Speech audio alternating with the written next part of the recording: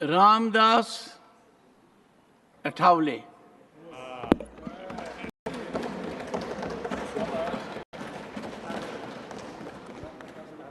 Very briefly. सभापति महोदय,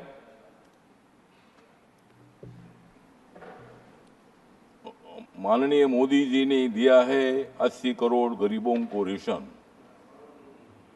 माननीय मोदी जी ने दिया है 80 करोड़ गरीबों को रेशन, इसलिए माननीय राष्ट्रपति जी का बहुत ही अच्छा था अभिभाषण। मोदी जी कर रहे हैं मजबूत नेशन, मोदी जी कर रहे हैं मजबूत नेशन, इसलिए मैं यह दे रहा हूं आपके सामने मेरा भाषण।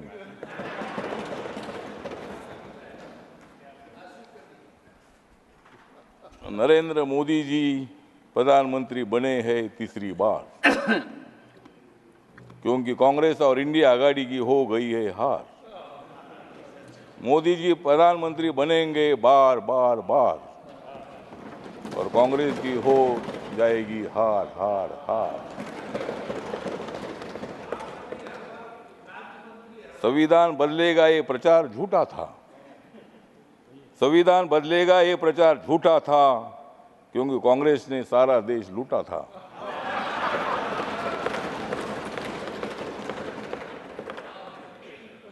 राहुल गांधी का प्रधानमंत्री बनने का सपना 4 जून को टूटा था। राहुल गांधी का प्रधानमंत्री बनने का 4 जून को सपना टूटा था।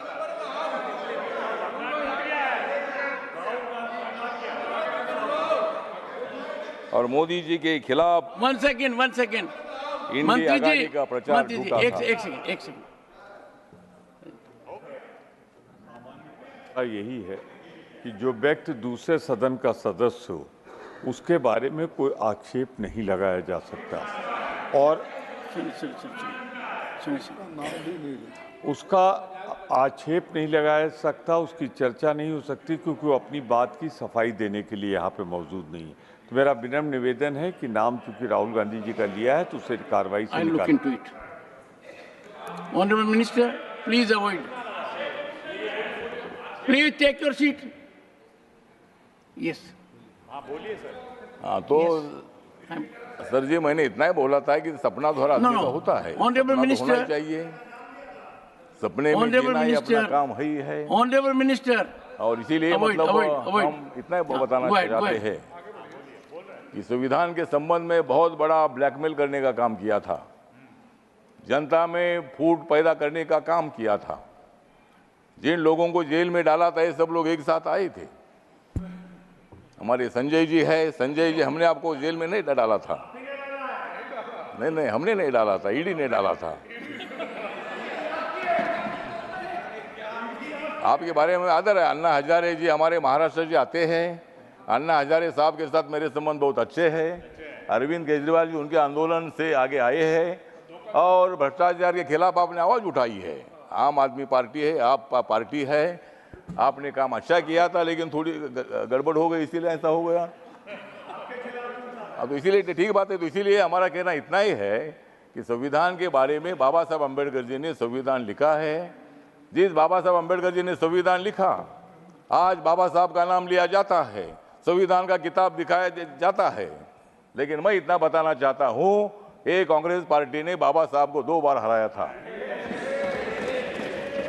1952 में मुंबई में लौगुलो मतदार संघ से बाबा साहब को हराया था, 1954 में भंडारा से बाबा साहब को हराया था, और बाबा साहब अम्बेडकर जी को भारत रत्न नहीं दिया था, बाबा साहब का फोटो सेंट्रल हॉल में नहीं लगाया था, और आज बाबा साहब की बात करते हैं। आज आप संविधान दिखाते हैं, संविधान दिखाओ, लेकिन संविधान के जैसा आपको बर्ताव करने की आवश्यकता है, और इसीलिए संविधान कोई बदल नहीं सकता है। नरेंद्र मोदी जी माथा टेकर शपथ लेते हैं। 26 नवंबर 1949 को संविधान का ड्राफ्ट बाबा साहब ने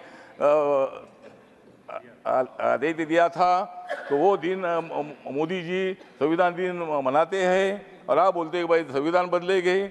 मोदी जी ने बाबा साहब के काम इतने पूरे किए हैं। मुंबई में हिंदू मिल की जगह पर 3600 करोड़ की जमीन बाबा साहब के मेमोरियल के लिए दी है, और वहाँ 1200-1300 करोड़ का मेमोरियल बन रहा है। डॉक्टर अंबेडकर फाउंडेशन आपने बनाया था, कांग्रेस पार्टी ने बनाया था, लेकिन वो खाली ऑफिस ही था। मोदी जी आने के बाद वहाँ इतनी बड़ी बिल्डिंग बन गई है। जहाँ बाबा साहब ने संविधान लिखा वो 26 अलीपुर रोड पर इतना सुंदर मेमोरियल बन चुका है। इतने काम करने वाले मोदी जी संविधान कैसा बदल सकते हैं? वो कांग्रेस को बदल सकते हैं लेकिन संविधान नहीं बदल सकते हैं।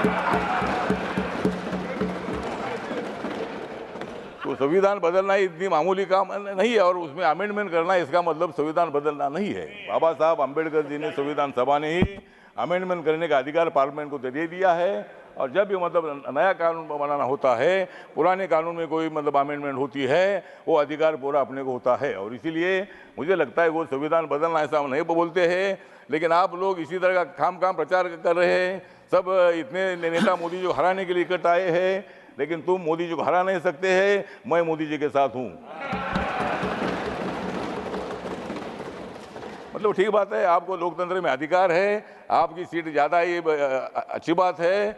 और आप इतनी ज़्यादा सीट ना आए कि आप उधर ही रहे और हम इधर ही रहे, मतलब ऐसा भविष्य में होगा तो ठीक बात है।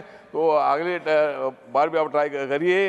लेकिन आज जो राष्ट्रपति का अभिभाषण है, इसका मेरी जो रिपब्लिकन पार्टी ऑफ इंडिया है, बाबा साहब अम्बेडकर जी की स्थापित हुई पार्टी है, इस पार्टी की तरफ से मैं मतलब इस अभिभाषण का सपोर्ट करता हूं। और अपोजिशन को इतना बताना चाहता हूं कि मोदी जी स्ट्रांग नेता है, मोदी जी मजबूत नेता है, मोदी जी के साथ इतने हमारे लोग हैं और तुम कितनी भी कोशिश करो लेकिन मोदी जी हारेंगे नहीं, वो तुमको हराएंगे। श्री